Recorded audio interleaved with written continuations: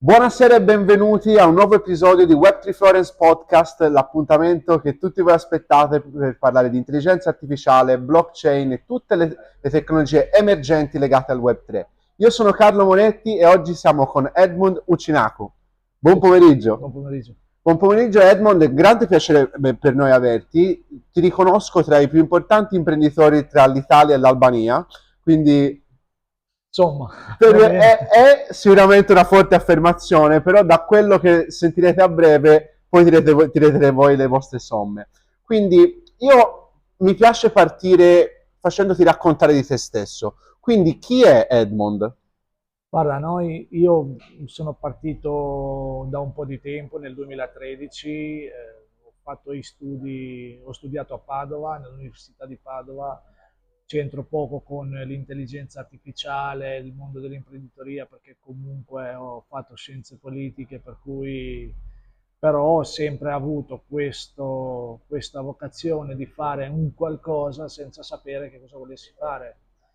Per cui considera Carlo che io nel lontano 2007-2008 era l'era di internet e quindi mi ero avventurato a fare dei siti, tra l'altro anche un sito di calcio, però non sapevo bene cosa volevo fare. Volevo fare, ma non sapevo bene che cosa. E successivamente, come spesso succede in Italia, più al sud che al nord, e in Albania i matrimoni sono una cosa grossa, no? Sono tornato a casa per un matrimonio e da lì non sono più tornato in Italia. Per cui sono andato lì, ho sentito dei conoscenti miei che mi parlavano di come c'era tantissima richiesta per quanto riguarda i call center, ma non si trovavano le persone, per cui ho visto lì una situazione idilliaca dove in tutto il mondo, senza sapere bene che cosa, perché poi sei giovane, non hai fatto scuola, comunque non ti hanno guidato, io ho fatto anche lavori abbastanza umili all'inizio. E, e ho visto questa situazione per cui c'era un sacco di richiesta, ma non c'era chi poteva offrire o comunque colmare quel gap. In quel momento lì io avevo già un biglietto di ritorno e non sono più tornato in Italia, sono rimasto lì, poi non sono più tornato per un paio di anni, tra l'altro. E sono rimasto lì a costruire un'azienda. Sono partito col computer personale, con un computer di casa, abbiamo improvvisato un server e siamo partiti con la vendita, perché noi partiamo tra l'altro come struttura di vendita, poi andiamo ad ampliarci in altri settori per poi adesso giungere a un omnichannel che poi ne parleremo anche dopo, però più o meno questa è la storia. Interessante, quindi sei partito dalla facoltà di scienze politiche e Esatto. devi sapere da questo punto di vista, anch'io la mia triennale l'ho fatta in relazioni internazionali ed economia, quindi questa è una cosa che ci... Curriculum diritti umani probabilmente. No, io feci, virai subito a economia perché Economia, il ok. terzo anno lo feci negli Stati Uniti, quindi fui Ok, preso dal loro approccio molto legato chiaro, al business. chiaro.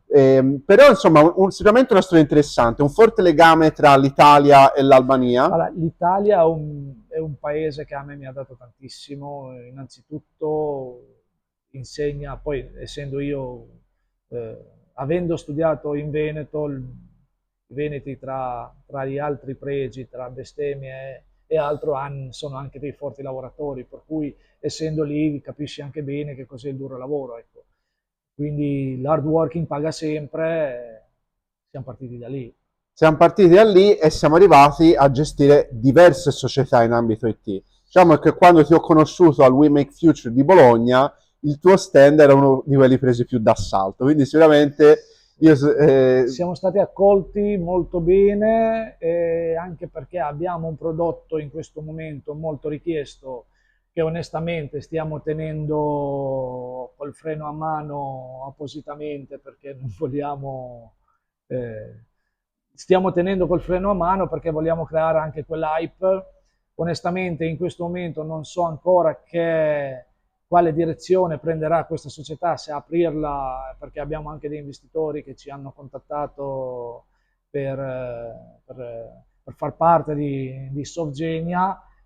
Stiamo valutando un attimo, ma il prodotto è molto in hype.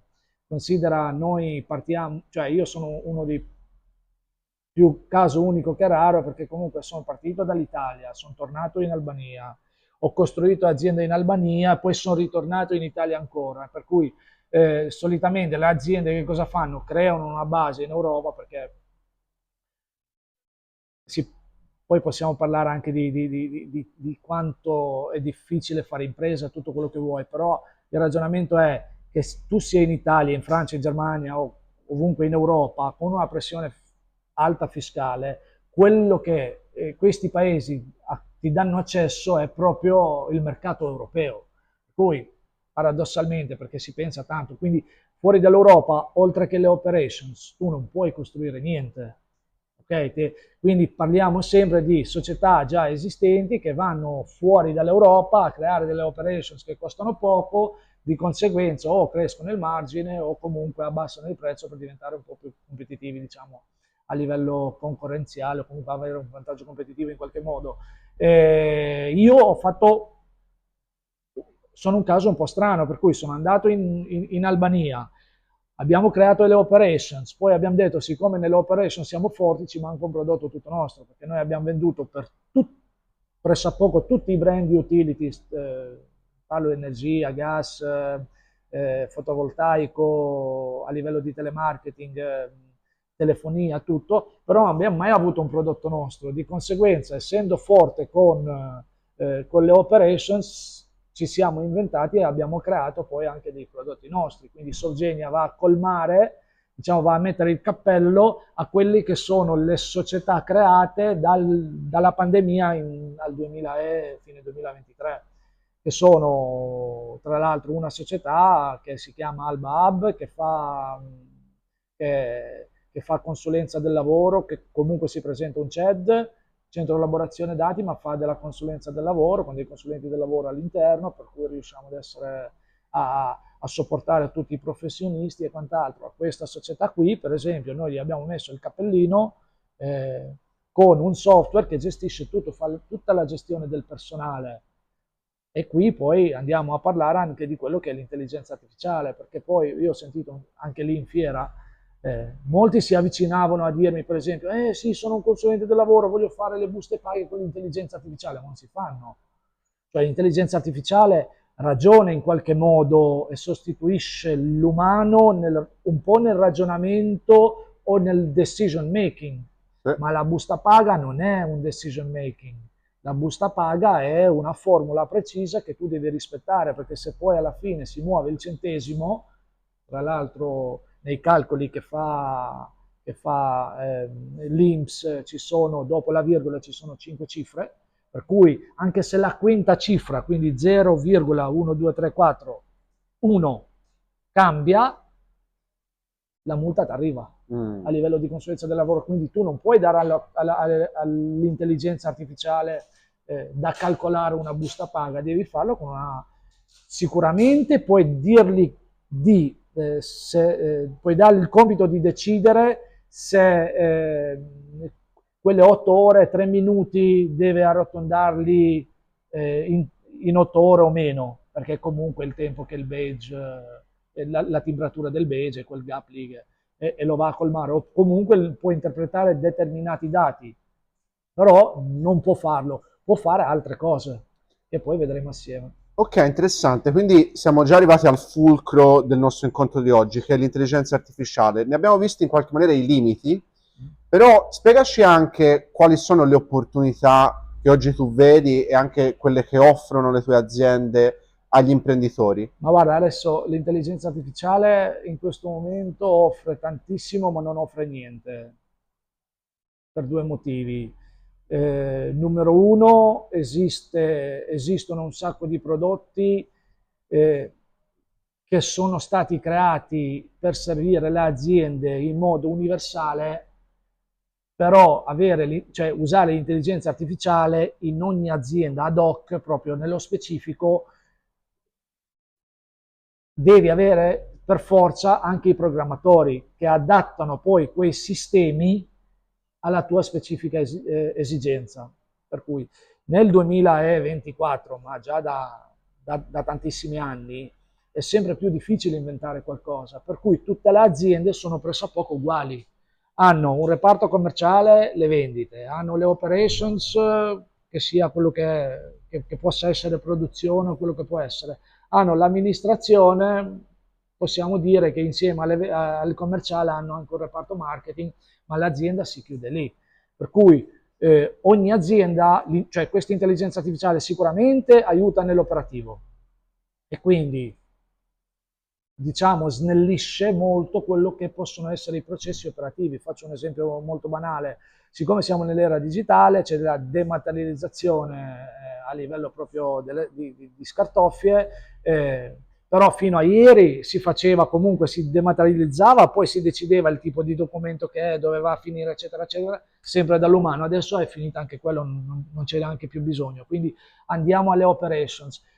Il problema è implementare tutta questa intelligenza artificiale ad hoc nelle aziende, perché è vero che le aziende hanno un bisogno universale, ma non ci sono ancora oggi dei prodotti che possono essere spalmati universalmente, arriveranno nel giro di probabilmente un anno. Per cui questa è la prima cosa. Seconda cosa è, io l'ho visto anche in fiera, molte persone, ma questo anche prima dell'intelligenza artificiale, diciamo su tutto quello che è l'automazione in generale, gli imprenditori, diciamo, cercano di automatizzare tutto senza sapere bene il loro ecosistema. Okay? Per cui io ho sentito tante persone che dicevano, no? Ma se io avessi un'app, no? Che mi prenda l'avvocato, il commercialista, il consulente del lavoro, che mi prende questo processo, me lo snellisce, allora io arriverei lì e non farei neanche più il consulente del lavoro, farei anche il venditore di questi servizi, perché snellisce il processo. Poi quando tu gli dai l'app dice, sì, ma adesso vediamo un attimino, poi questo lo puoi anche testare.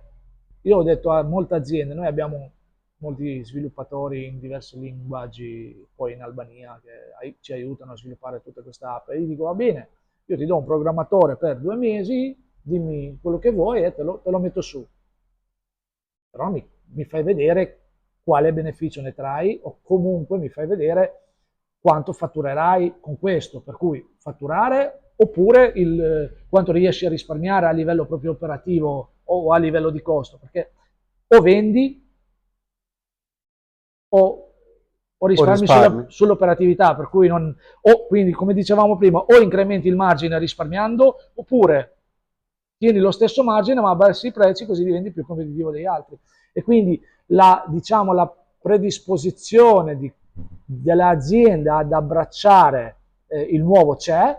Il problema è che la conoscenza di questa azienda nell'implementarlo nel concreto è un po' vaga. Siamo totalmente d'accordo con quanto stai dicendo, e proprio questo è un po' la motivazione che ci spinge a fare questi meetup, cioè fare divulgazione intorno alle nuove tecnologie per permettere alle persone di farle proprio, adottarle o capire invece qualora non debbano essere adottate all'interno dei loro processi. Quindi passiamo ad un altro tema legato all'intelligenza artificiale, che è la questione di come viene percepita dal pubblico. Nel senso che, come ci hai spiegato, da una parte è una tecnologia con enormi opportunità, dall'altra in tanti modi non c'è la capacità di adottarla.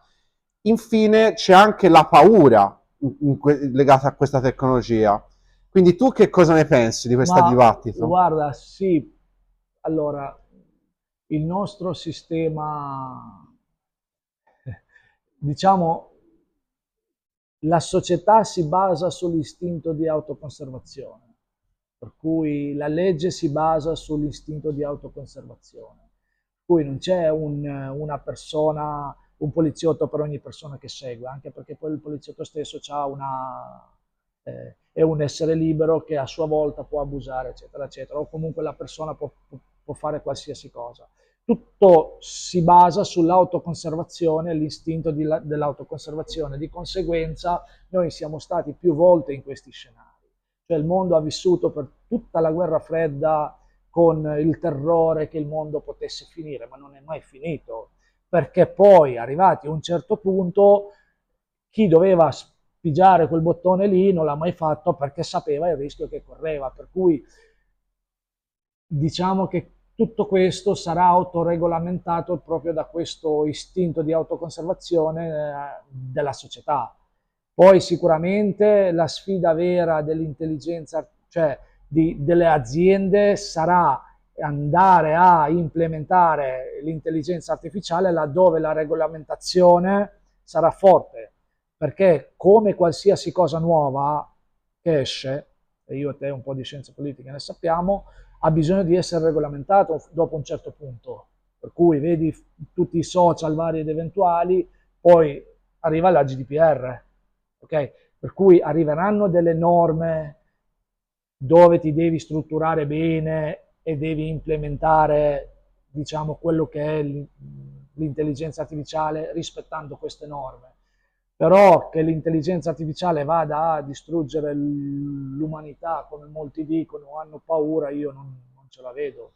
Non sei, diciamo, in quella fazione delle persone che ci vedono Io una so, realtà distopica, il io, mondo finirà a breve, insomma. io tra le altre cose, io mi considero un uomo molto fortunato e di conseguenza molto ottimista del futuro, per cui non ce lo vedo proprio. E secondo me questo ottimismo è una caratteristica che accomuna molti imprenditori, anche perché senza ottimismo fare impresa è molto difficile.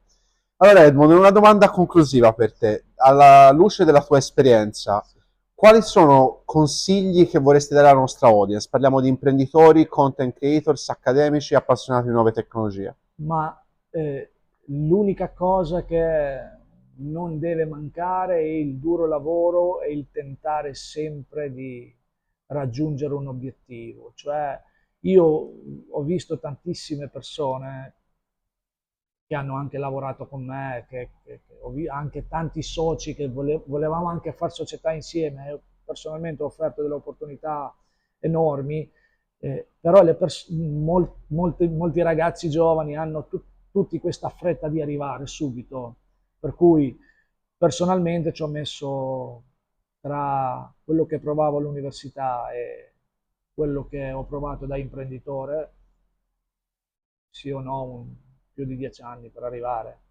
Però nel frattempo accumuli know-how, nel frattempo accumuli esperienza, nel frattempo accumuli contatti. Se parti da zero sicuramente poi sei una spinta a tutto un altro discorso, però per quelli come noi che non hanno qualcuno che ci può istruire, diciamo, e sono self-taught, bisogna provare, non bisogna mollare mai, non bisogna aver paura di fare le ore lunghe. Molto interessante, c'è un detto che dice si sopravvaluta ciò che si può fare nel breve termine e si sottovaluta ciò che si può raggiungere nel lungo termine, un po' il senso del tuo messaggio, se ho capito bene. Ok Edmond, fantastico, ti ringrazio molto per Grazie, non aver avuto peli sulla lingua grazie a voi, e spero che sia piaciuto anche a voi, buona grazie a giornata. voi, Grazie grazie. Edmond.